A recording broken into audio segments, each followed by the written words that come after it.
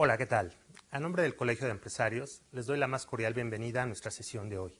Mi nombre es Jorge Becerril y tengo alrededor de 25 años de experiencia de estar trabajando tanto en empresas privadas como proyectos públicos en el área sobre todo de recursos humanos.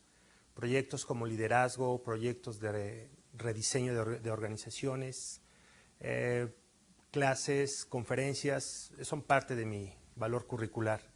Y lo que me hace estar aquí es el gusto de compartir un poquito de la experiencia y conocimientos que tenemos al frente de esta materia en esta ocasión que vamos a ver el día de hoy.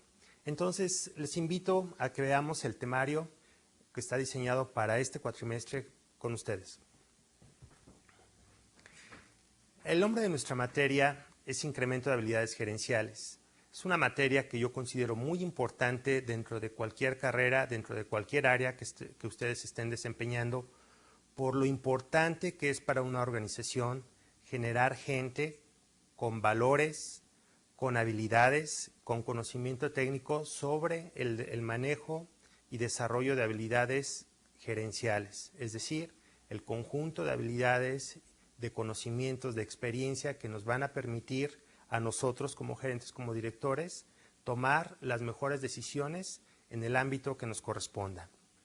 Entonces, repasemos un poquito el temario de la sesión del día de hoy.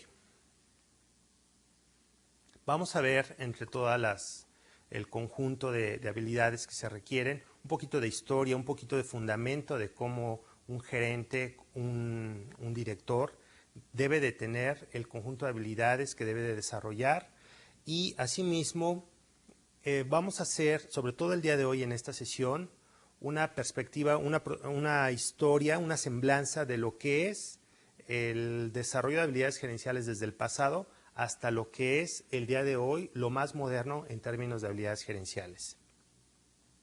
Un poquito cómo se estructuran estos sistemas de organización basados sobre todo en toda la intercomunicación e interdependencia de sistemas y de áreas que hay en una organización y asimismo el rol de la alta dirección de la empresa, la importancia que tiene el apoyar programas de desarrollo de habilidades gerenciales para precisamente darle vida a esa visión, misión a través del liderazgo de su gente. Un poquito vamos a también a platicar acerca de cuáles son las mejores estrategias para seguir desarrollando liderazgo más allá del estilo de las personas. Es decir, vamos a platicar un poquito de lo que es generar filosofía empresarial, filosofía de liderazgo, sin importar quién está al frente de quienes toman las decisiones en sus áreas. Muy bien, pues el objetivo general es el alumno contará con habilidades directivas de la administración con un enfoque orientado hacia la administración para aplicarlos dentro de la organización. Y específicamente, al concluir esta materia, el alumno habrá comprendido el concepto de gerencia, así como todos los elementos organizacionales que lo conforman, poniendo en primer lugar el liderazgo o habilidades gerenciales. Al término también de esta sesión o de este tema, comprenderemos los conceptos básicos de la gerencia organizacional. Muy bien, quiero empezar invitándolos a reflexionar, a pensar qué es lo que pasaría. Vamos a imaginarnos cualquier organización, en este caso una empresa embotelladora de refrescos, que no opere o que esté operando sin copiadora, por ejemplo, sin funciones de internet, sin funciones de computación. Imagínense, a mí en algún momento dado me tocó todavía en mis primeros años laborales trabajar sin computadoras. Entonces, dábamos el servicio, en esta empresa que era una empresa de vidrio, construíamos, fabricábamos las botellas de vidrio, las comercializábamos, pero imagínense a qué velocidad. Para muchos de ustedes estoy seguro que el hecho de pensar en estos momentos que sus compañías no cuenten con copiadora o con computadora es impensable, inconcebible. Es como decirle a los niños, ¿no?, que hay televisiones o que existieron televisiones sin control remoto. Sería también algo que para un infante en este momento es impensable. Bueno, pues imaginemos la operación el día de hoy de una compañía de estas características sin este tipo de tecnologías, ¿no? Sería un caos. Sin embargo, podrían seguir elaborando las bebidas. En nuestro caso, seguíamos elaborando envases de vidrio, pero si los comparamos, la velocidad del día de hoy de fabricación, de producción, de comercialización de esas botellas, de esos productos, comparados con una empresa que no los tenía, bueno, pues hay una diferencia abismal. Si de pronto nosotros podemos asegurar que la tecnología, las máquinas que rodean o que conforman o que están dentro de una compañía son hasta cierto punto esenciales o muy importantes, como el caso de un fax, de una copiadora, entonces imagínense una empresa sin liderazgo. No digo sin gente, sin alguien que los dirija, sin alguien que dé las instrucciones, la estrategia, sin alguien que organice a una organización, a una compañía. Es impensable también, ¿verdad? Ahora, hay empresas que sobreviven sin tecnología. Hay empresas, me tocó vivir, que sobreviven sin computadoras.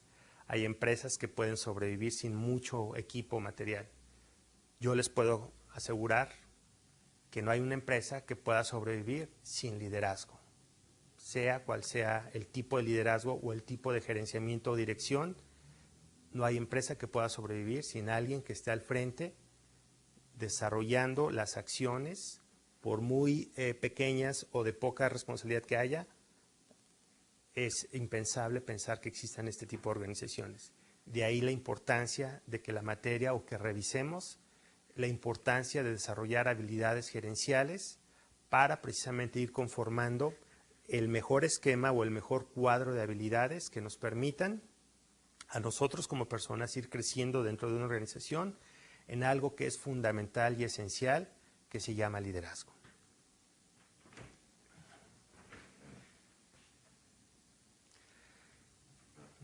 Es importante cuando hablamos de una misión de empresa, es decir, la misión considerando que es lo que nos da razón de ser, por lo cual nos levantamos todas las mañanas. Esta misión o este conjunto de valores, filosofía empresarial, es muy importante que esté soportada con recursos para hacerla realidad.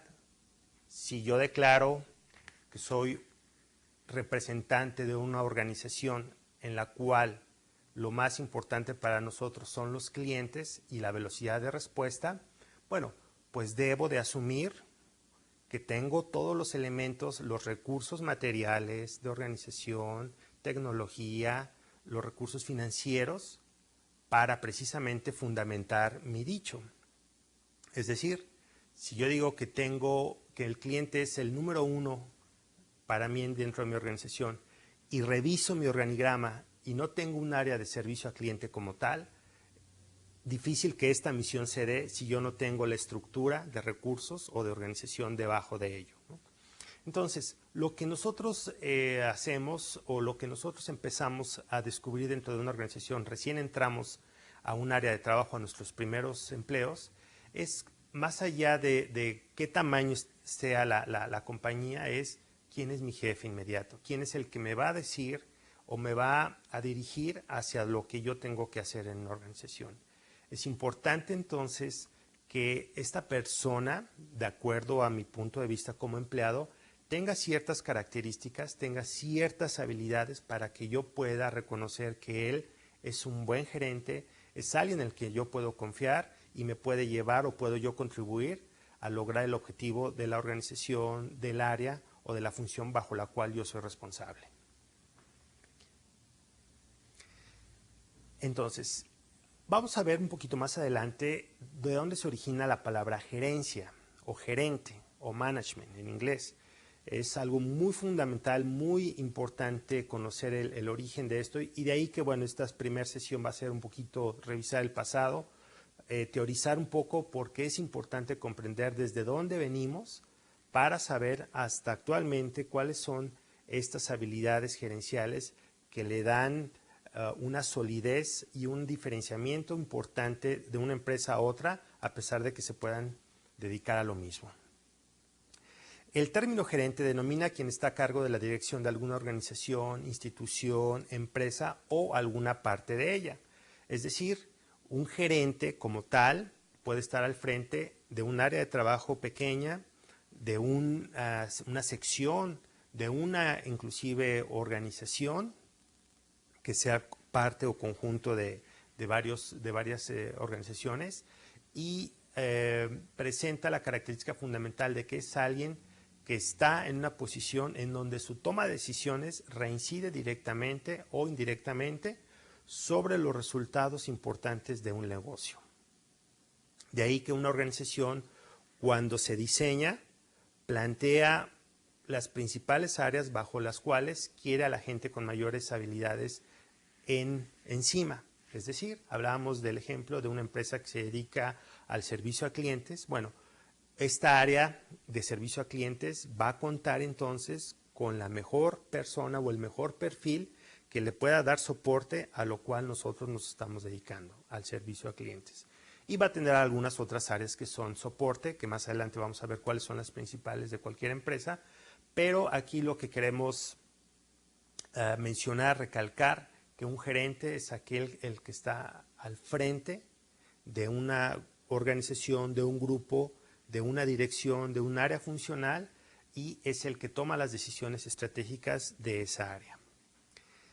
Entonces, fundamentalmente el papel de un gerente es liderar y administrar precisamente todos los recursos con los que cuenta la empresa y que le son cedidos o prestados a él para el desarrollo de sus funciones o de la misión del departamento o de la dirección de la empresa. Si nos remontamos un poquito a esta definición de gerente, de gerenciamiento, bueno, pues en el diccionario de la Real Academia Española de 1852 nos menciona el que entiende en los negocios corrientes y ordinarios de una empresa comercial.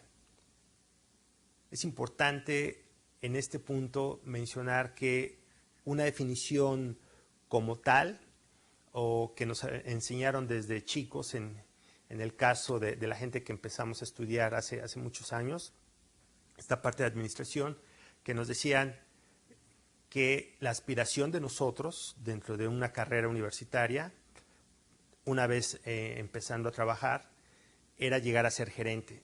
Y cuando nos decían, llegar a ser gerente, ¿qué representa para ustedes? Pues muchos lo asociamos con esto. Esta parte de entender un gerente es entender cómo funcionan las operaciones y la toma de decisiones dentro de una organización. El día que nosotros pudiéramos entender ese funcionamiento, el día que nosotros empezábamos a entender de qué tamaño y hasta dónde podía tener alcance nuestra responsabilidad, en ese momento nosotros podíamos pensar que podíamos llegar a aspirar a ser gerentes. Entonces, desde entonces se menciona esto, ¿no? En el caso de el origen del término gerenciamiento, management o gerencia, bueno, tenemos que hablar un poquito de historia, y uno de los patriarcas o grandes pensadores, primeros pensadores del área de administración, fue un señor que se llamó Adam Smith. Adam Smith empezó a introducir algunos conceptos básicos acerca de lo que es ser gerente, de lo que es ser directivo, a lo que es ser empleado, y una tercera parte importante a lo que es ser capitalista o el dueño del capital con el cual una empresa arrancaba. Esto es muy importante hacerlo notar porque anterior a él, desde luego que existían pequeños negocios o pequeñas operaciones, ¿no? En agricultura, pensemos alrededor de 1700, antes de 1700, ¿qué tipo de operaciones o qué tipo de trabajos había, ¿no? Pues básicamente actividades de agricultura, de caza, trabajo artesanal, trabajo que tenía que tener un carácter no formal ni estar debidamente organizado. Sin embargo, la figura del dueño del capital, del terrateniente en el caso de la agricultura, la figura del capataz, que tenía que precisamente dirigir a todos los esclavos o a toda la gente que contribuía a la cosecha, campesinos, y la tercera figura que para Adam Smith le llamaba el clerk, es decir, el empleado, el ejecutor, la parte que operaba precisamente el objeto del capital. Entonces, eran tres figuras las que él resaltaba. El dueño del capital, el dueño del dinero, el gerente, el que dirigía las operaciones, y el clerk o obrero o empleado o la persona operativa. Estas tres figuras muy importantes que existían desde antes de Adam Smith, pero es muy importante estos saltos en la historia cuando la gente, pensadores, grandes filósofos como Smith, le ponen palabras y empiezan a a encuadrar precisamente cómo está constituido un concepto. Bueno, pues por eso se hacen grandes pensadores. Entonces, en el caso de él, en un libro que se llamó La riqueza de las naciones, escribió: ¿habrá acaso quien se imagine que los beneficios del capital son distintos por los salarios de una particular especie de trabajo, como es el de inspección y dirección? Pero son dos cosas completamente distintas, regulándose por principios de una naturaleza especial, y en muchas grandes obras, casi la totalidad de la labor de este tipo está destinada a algún empleado principal. Digo, esto es tomado directamente de la fuente, pero lo que Adam Smith lo que nos invita a pensar es que los beneficios de una operación en un principio pudieran pensar que son de igual magnitud para todos. Es decir, yo tengo una fábrica de refrescos, los beneficios de esa producción y comercialización de refrescos no son los mismos, y eso hay que tenerlo muy claro. Es decir, hay una participación de quien pone el dinero para la fabricación de refrescos y comercialización. Hay otra participación de quien dirige la operación precisamente de la estrategia o de cómo vamos a producir y fabricar esos refrescos. Y hay alguien, una parte tercera, que es la parte que ejecuta sobre todo, ¿no? Entonces, Adam Smith diferencia estas tres líneas y deja en claro que el beneficio del funcionamiento o la operación del capital es distinto para el dueño, para el supervisor o director y para quien opera. Los salarios pagados a esta persona, es decir, a la persona que ejecuta y a la persona que dirige la operación, representan el valor de dicha labor de dirección e inspección, pero nunca guardan proporción con el capital que manejan. Management en el original, de ahí viene la derivación del management en inglés a manager, a gerente en español. Y el propietario de ese capital, a pesar de que es liberado de casi todo trabajo, todavía espera que sus beneficios conserven una proporción regular con su inversión. Es decir, el dueño del capital, la persona que aporta dinero para una operación, espera que en una medida proporcional recupere su inversión y además obtenga ganancias. Y en esencia, para Adam Smith decía, la gente que pone el capital no tiene por qué ser directamente la persona responsable de la ejecución y operación de las labores para acrecentar el valor de dicho capital. Por eso empieza a generar o sugiere a darle formalidad a crear figuras como gerente y operadores. Además, una de las grandes aportaciones de Smith no solamente fueron el diferenciamiento de estos tres conceptos, sino también empieza a generar las primeras teorías acerca de la importancia de generar burocracia y procedimientos, regulación de procedimientos en una organización para salvar la operación. Es decir, las tareas gerenciales en un principio tenían que estar concentradas o diseñadas para generar la parte de estructuración, metodología de dichos procesos. Entonces, es una aportación interesante. Vale la pena que más adelante, si ustedes lo consideran necesario, yo se los recomendaría estudiar un poquito más a fondo la participación de Smith dentro de la Revolución Industrial, ya que él fue el primero que indicaba la importancia o recalcaba la importancia de encuadrar en procedimientos, en un papel, cómo es la forma de operación de cualquier empresa, de cualquier negocio, y la importancia de contar con una persona, que en este caso era el manager, el gerente, que tendría la responsabilidad de supervisar que eso que estaba en un papel o diseñado en un plan se ejecutara tal cual, usando los medios que hasta en ese entonces fuesen necesarios.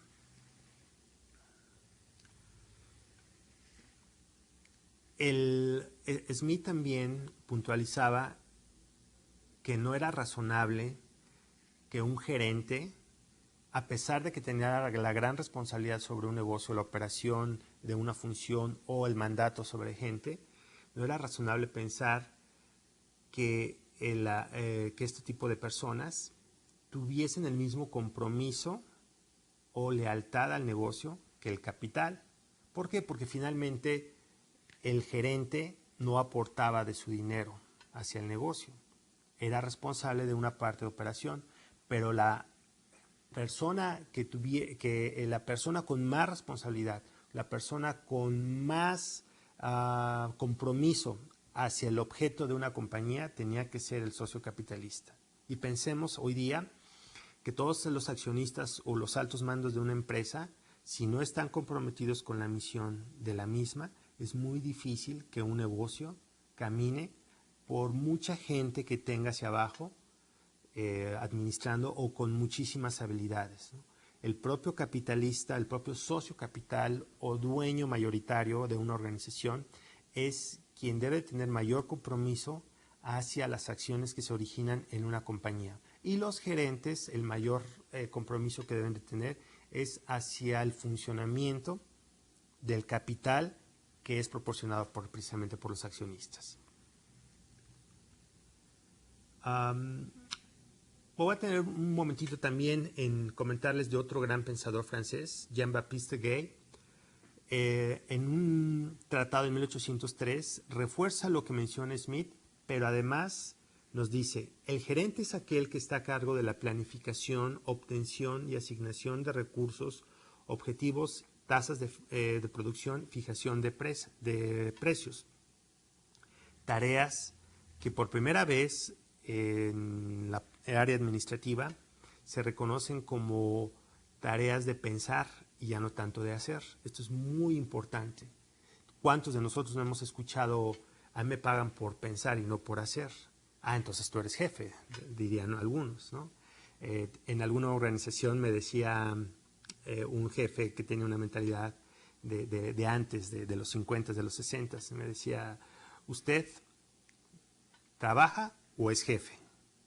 La mentalidad del trabajo siempre lo hemos asociado con hacer cosas. Y la mentalidad del gerente o del jefe es con pensar y no hacer. Entonces, eso en el pasado, pues reconocíamos que un gerente estaba más dedicado a acciones administrativas, a dirigir y no tanto a hacer. Hoy día, bueno, las cosas cambian, el estilo de las organizaciones y la tecnología que está al alcance de un gerente, bueno, nos permite pensar que la combinación entre hacer y pensar es la mejor combinación para generar o para desarrollar habilidades gerenciales. Muy bien, pues ya en el siglo XIX, XVIII, que empieza a generarse las primeras teorías administrativas, con la revolución industrial, después de la Segunda Guerra Mundial, los avances que van habiendo dentro de las organizaciones y dentro de las compañías que hasta este entonces existían, pues obligó a que la función del gerente se tuviese entonces que concentrar en algunas áreas específicas. Estas áreas que por naturaleza en un principio existían, se les dio la formalidad. ¿Qué quiero decir con esto? Que en cualquier momento, en cualquier época donde una organización existía, pensemos desde una actividad de agricultura, una actividad artesanal, una actividad como fue muy abundante en la Segunda Guerra Mundial de fabricación de armas, todo este tipo de organizaciones tenían ciertos factores en común y uno de ellos era la administración del capital o del dinero que generaba dicha operación. Otra área importante o típica de cualquier organización es el área de operaciones, es decir, nos reunimos para fabricar, para armar, para generar un servicio, hay un área, hay una actividad que es netamente operativa y bueno, pues estas áreas que no tenían hasta ese entonces un nombre formal, estas actividades existían, a pesar de no tener una área como tal que se llamaba manufactura o agricultura, este tipo de actividades existían. En el área de recursos humanos, por ejemplo, en un principio siempre existió quien tenía que ver con la gente, es decir, desde sus capacidades físicas, su estado de salud, su estado general de condiciones de habilidades. Esta persona sabe o no sabe hacer tal acción. Si sabe hacer, bueno, hay que traerla para que nos ayude con la operación de agricultura, con la operación artesanal, etcétera, ¿no? Entonces, aunque no existía de una manera formal el área de recursos humanos, existían las funciones de traer gente, de retribuirles de alguna forma, de ver sus condiciones generales de trabajo. Bueno, pues ya en el siglo XX, formalmente empezamos a distinguir que hay ciertas áreas que son típicas de cualquier operación. Y una de ellas, además del área de recursos humanos, el área de operaciones, que en el área de operaciones actualmente nosotros podemos incluir o darnos cuenta que en el área de operaciones existen áreas de producción, de almacén, de distribución, de compras, de logística. Es decir, el área de operaciones en muchas organizaciones comprende algunas otras áreas mucho más específicas. Otra de las áreas muy importantes es el área de finanzas. Hablábamos hace ratito, ¿no?, que la aportación de capital, la aportación de recursos y la administración de ellos, bueno, recaen en el área de finanzas. Y el área de finanzas tradicionalmente en muchas organizaciones incluyen áreas de control de la contabilidad, es decir, los números, entradas y salidas. El control financiero precisamente es qué vamos a hacer con los remanentes de utilidad que obtiene la organización por el objeto de su trabajo. Áreas también como tesorería, como pagos, y en algunas áreas, algunas empresas, el área de finanzas incluye el área de nóminas, ¿no? Entonces, todo lo que suene a dinero, de pronto ya tenemos un área en donde meter todas esas operaciones. Otra de las áreas tradicionales de una organización es el área de marketing. El área de marketing, bueno, pues que se encarga precisamente de estar pendiente de las tendencias del consumidor, de generar nuevos productos, nuevos servicios con ideas que le inviten al propio consumidor de nuestros productos y servicios a precisamente generar una mayor demanda de lo que nosotros hacemos. La gerencia de sistemas, que como tal en los años 80 tuvo un crecimiento grandísimo debido a toda la parte de expansión de telecomunicaciones y de tecnología en el área de computación que hubo. Y esta área de sistemas hoy día son áreas que se les llaman de TI, de tecnologías de información, e incluyen no solamente ya la parte de computación, sino la parte de comunicaciones, la parte de manejo interno de tecnologías que le permitan a la empresa comunicarse a nivel global. Entonces, esta área de sistemas que en mucho tiempo dependía de otras áreas, bueno, pues hoy día empieza a tener una gran importancia y a ser un factor crítico en el desempeño, velocidad de la operación de cualquier negocio. En la parte, hay otra área que se encarga específicamente de las ventas, la gerencia comercial, que es precisamente quien se encarga de estar abriendo mercados, generando planes de negocio de expansión, incrementando la participación de ventas con nuestros clientes, yéndolos a visitar, etcétera. Es un área que también durante mucho tiempo existían las funciones como tal en una organización. Sin embargo, hasta hace poco, bueno, pues ya se le dio el nombre y el posicionamiento como tal de área comercial. Se pensaba anteriormente que el responsable directo o único de las ventas tenía que ser el dueño o director de una empresa, pues era el responsable de que el dinero entrara.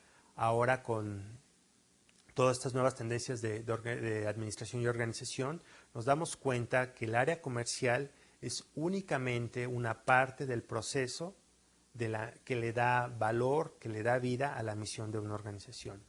No son los más importantes, no son los menos importantes, ni ellos ni cualquier área, sino son parte de un sistema, parte de un proceso que vamos a revisar más adelante la importancia de tener esta perspectiva.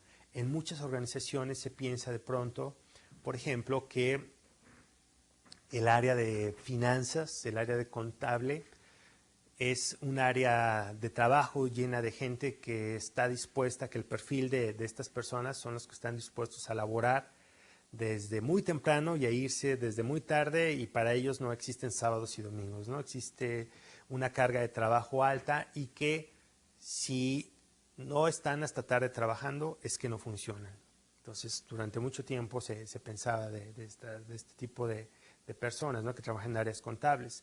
Asimismo, también se pensaba que los vendedores pues eran los más agraciados o los más benditos en una organización, al estar siempre en comidas con clientes, fuera de la organización, con autos proporcionados por la propia empresa, de fiesta, en ferias, visitando en diversos lugares del país o fuera del país a clientes, proyectos, etcétera, en fin, ¿no?, que se la pasaban en la pachanga, en la fiesta.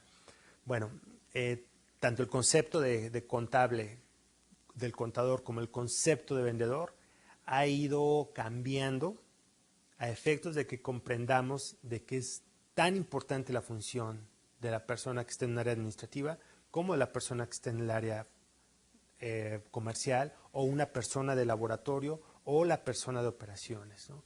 Durante mucho tiempo yo he tenido la experiencia de trabajar con gente operaria, gente obrera, y el nivel de satisfacción y compromiso de estas personas es tan alto como el nivel de compromiso y satisfacción o responsabilidad que en un momento dado hacia su trabajo pueda tener un directivo o un gerente. Es decir, el valor que nosotros le damos al trabajo no depende del puesto, depende del compromiso de cada uno de nosotros. Por lo tanto, las funciones a las cuales nosotros nos estemos dedicando de nuestra empresa son igualmente importantes que las de cualquier otra área. La diferenciación entre por qué entonces no gano lo mismo que mi jefe o no gano lo mismo que el dueño de una organización está en el desarrollo de facultades gerenciales que nos permitan tomar riesgos y decisiones mucho más fuertes que los niveles de abajo. Ajá. Entonces, el compromiso de empleado es el mismo a lo largo de toda la organización, pero lo que me hace diferenciar en niveles es el nivel de responsabilidad y de riesgo que yo pueda tomar sobre los objetivos de la organización. Por eso es importante entonces aquí acentuar que el término gerente nos permite, una vez más, diferenciar los niveles dentro de una organización. Es decir, un gerente tiene mucho más el peso de sus responsabilidades por el tipo de decisiones que toma que los demás. Hay un área que dejé al último y quiero platicar un poquito brevemente aparte de ella. Es un área que se llama gestión del conocimiento. Esta área es muy importante, que a pesar de que muy pocas organizaciones en este momento la cuentan con ella, es importante para ustedes que están desarrollando nuevas habilidades y están formándose como los nuevos gerentes del futuro, que consideren que esta área de gestión del conocimiento dentro de pronto va a ser el equivalente a lo que era el área de sistemas hace 20 años. Existían las funciones, pero hubo de repente un boom que hizo necesario que se generara en una sola área, el área de sistemas. El área de gestión del conocimiento es el área responsable de administrar, de desarrollar el conocimiento, el saber de una empresa, el capital intelectual, como le llaman algunos. Es decir, esta área va a ser la responsable de atender las condiciones de cómo debemos de aprender de la experiencia, cómo debemos de aprovechar al máximo el conjunto de habilidades, conocimientos, experiencias de cada uno de nuestros empleados. De ahí que esta área de gestión del conocimiento va dentro de poco a tener un boom muy grande, porque esta área va a ser vital, nos va a decir cuáles son las prácticas de administración y operación exitosas y cuáles no están siendo, cuáles son consistentes, qué áreas, qué decisiones están consistentes con el logro de nuestra misión y cuáles decisiones no nos están llevando al logro de la misión de nuestra empresa. Dentro de poco, y ya actualmente de hecho, hay muchas empresas transnacionales que ya están reclutando expertos en aprendizaje organizacional. Y tiene que ver precisamente con este tipo de personas y de consultores en muchos casos que están acudiendo a las empresas para decirle, mira, esta es la radiografía de tu empresa sin máquinas, sin tecnología. Es decir, el saber de la gente de tu compañía está orientado y está conformado de esta forma. Es muy importante que nosotros consideremos más adelante el desarrollo de esto. Muy bien. Dentro de lo que vamos a empezar a platicar del desarrollo de habilidades gerenciales, quiero plantearlo en dos perspectivas, en dos áreas, en dos líneas. La primera línea es lo que nosotros conocemos como las habilidades gerenciales tradicionales y la otra, las nuevas competencias o las nuevas habilidades. Y si yo les pregunto en este momento, ¿cuáles serían las características típicas que ustedes observan de sus gerentes, de sus directores, de sus jefes, para acreditar que ellos tienen un nivel jerárquico dentro de su organización mayor al de ustedes?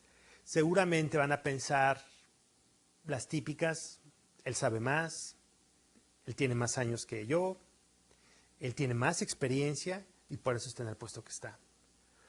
Cuando alguna de estas tres características no vemos que está ocurriendo en la realidad, es decir, empezamos a observar que mi jefe tiene menos años que yo, tiene menos estudios que yo, o que pudiera tener menos experiencia profesional que yo, ahí viene un conflicto.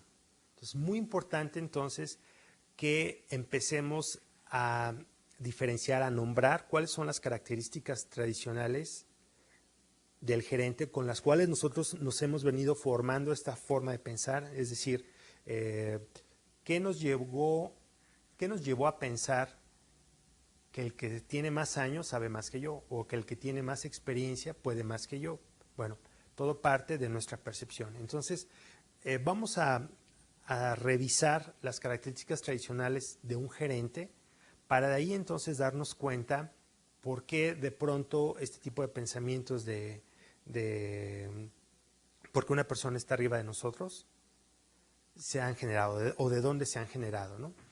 Y una característica primera o que siempre hemos visto es que un gerente debe ser enérgico, es decir, controla los resultados de su equipo, hace que una persona realice la actividad para la cual fue contratada, está pendiente de ella y no cesa en el empeño para conducir a una persona. Es decir, es una persona que aprieta donde tiene que apretar y que tiene la suficiente autoridad, carácter para hacer que la gente trabaje. Eso es de manera tradicional, insisto, y de manera general. Una persona que tiene un carácter enérgico, fuerte, ¿no? Por otro lado, también nos han enseñado que un gerente es alguien motivador.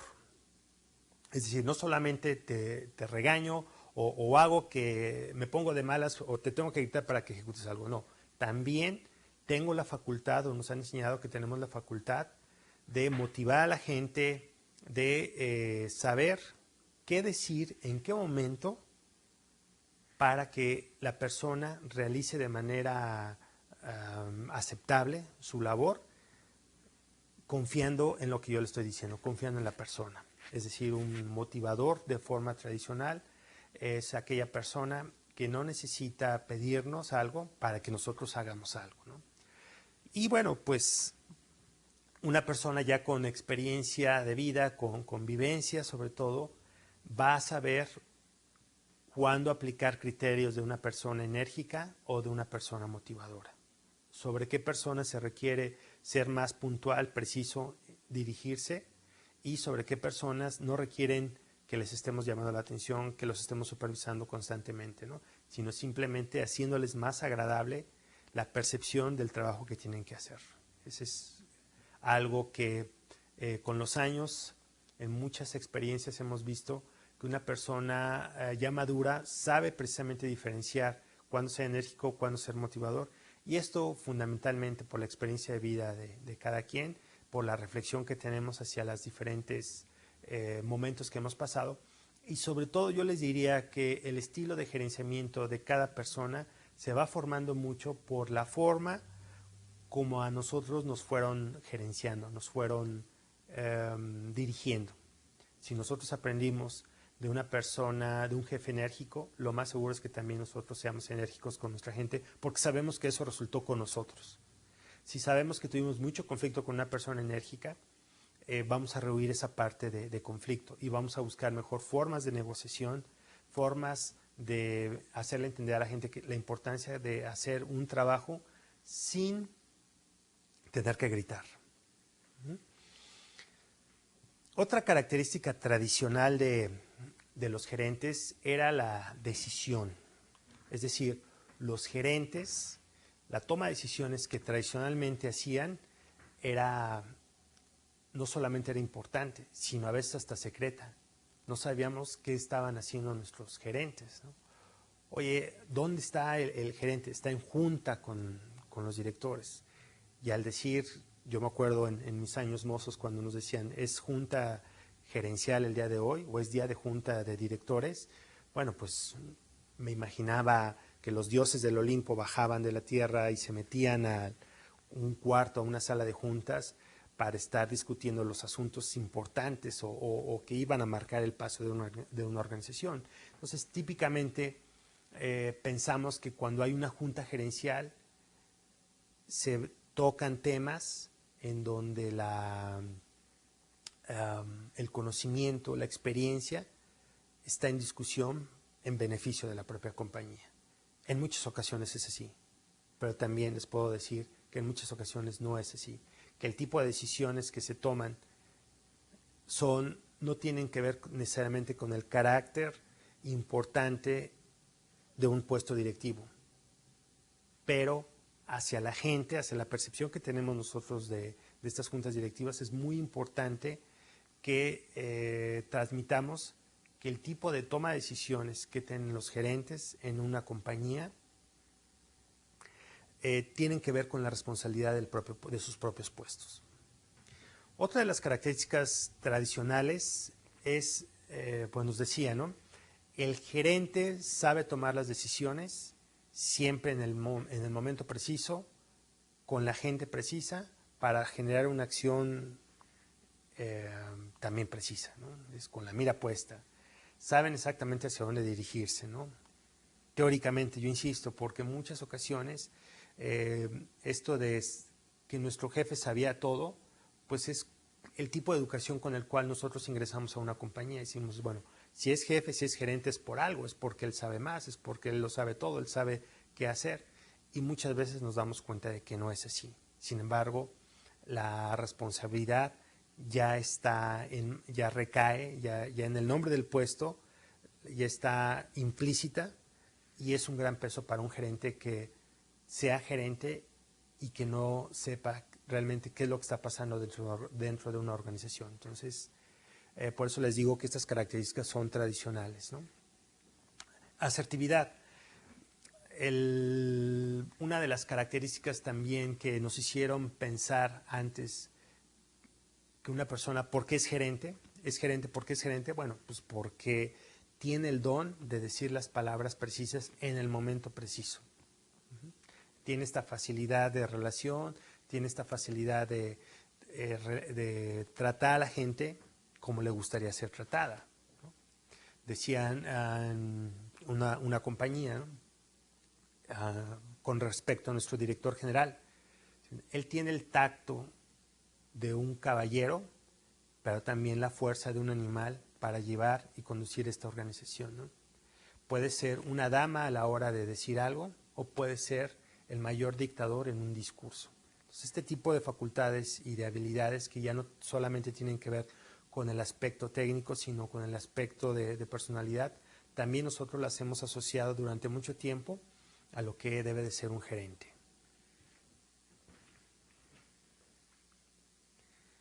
Orientado a resultados, es decir, el gerente, el directivo, tiene que estar con la mira puesta, tomando decisiones, pero dar el resultado. Puedes generar todo el contexto de recursos, el contexto de ideas, de rollo, siempre y cuando des el resultado. Si me justificas para qué quieres tantos recursos y me das el resultado al final, bueno, vale la pena.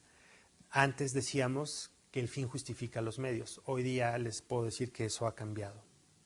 Pero tradicionalmente un gerente decía, no me importa cómo lo voy a lograr, pero lo voy a lograr. E impulsaba de esta forma a su gente. Entonces imagínense si una persona o un gerente de finanzas, que me tocó vivir ese caso en alguna empresa, el gerente de finanzas, responsable de la parte de cuentas por cobrar, decía, tenemos que ser estrictos con nuestros clientes y los clientes que no nos paguen a tiempo no les vamos a surtir y les vamos a mandar los abogados para que les cobren. Y en esa misma empresa, el director del área comercial incentivaba a sus vendedores a incrementar ventas y ventas y ventas. Pues si yo tengo la presión de subir el presupuesto de ventas, no me importa cómo, pero vamos a generar ventas. Y surgía siempre algún vendedor con buenas intenciones que decía, oiga, ¿y qué tal que en vez de darles un mes de crédito, les damos 2 meses de crédito a nuestros clientes? Y así nos compran más. ¿Qué tal que les ofrezcamos un 20% de descuento sobre determinados volúmenes? Entonces, la persona de ventas, con tal de dar el resultado, de lograr su presupuesto, pues seguía esas indicaciones o esas sugerencias de sus propios vendedores. Y el lado de finanzas chocaba entonces con el área comercial porque él tenía políticas totalmente diferentes. Restringir crédito, no soltar productos si no pagaban. Y entonces imagínense este tipo de conflictos. Por eso orientado al resultado provocaba este tipo de guerras internas y seguramente en algunas organizaciones todavía las sigue teniendo. Orientado a la tarea. El gerente debe estar concentrado en qué es lo que debe de hacerse, en qué momento, más allá del tipo de gente que pueda tener, tenemos que estar centrados en la tarea y no en las relaciones con la gente, que eso también, insisto, ha cambiado. Integridad y diplomacia. En mucho tiempo se ha pensado que el gerente debe tener esta característica de diplomacia, de ser diplomático con la gente, no alterarse, no perder nunca la compostura, la cordura, puesto que él todo lo sabe, él puede inclusive también ser una persona con carácter que pueda solventar conflictos y sin que su temperamento o mal carácter pueda surgir, ¿no? Entonces, sabemos que también esto es imposible, debido al estrés, debido al nivel de toma de decisiones que hoy en día existen en cualquier organización, es impensable pensar que un gerente o un directivo no pueda perder los estribos en un momento dado, ¿no? Y aquí, bueno, la recomendación es estas características, ver cómo en cada organización ocurren, cómo nos hemos ido educando a ver a los gerentes con este tipo de facultades y habilidades. Y por eso, cuando un gerente cumple con estas características o una persona cumple con estas características, nosotros lo denominamos como buen gerente, como buen directivo, como buen líder. Pero estas son características, insisto, del pasado. Ahora abrimos la puerta a este nuevo siglo y debemos de empezar a observar que nuevas habilidades se requieren para los nuevos tiempos en los cuales estamos viviendo. Dentro de lo cual, pues ahondaremos en nuestra próxima sesión y por mi parte y a nombre del Colegio de Empresarios, quiero darles las gracias por esta sesión.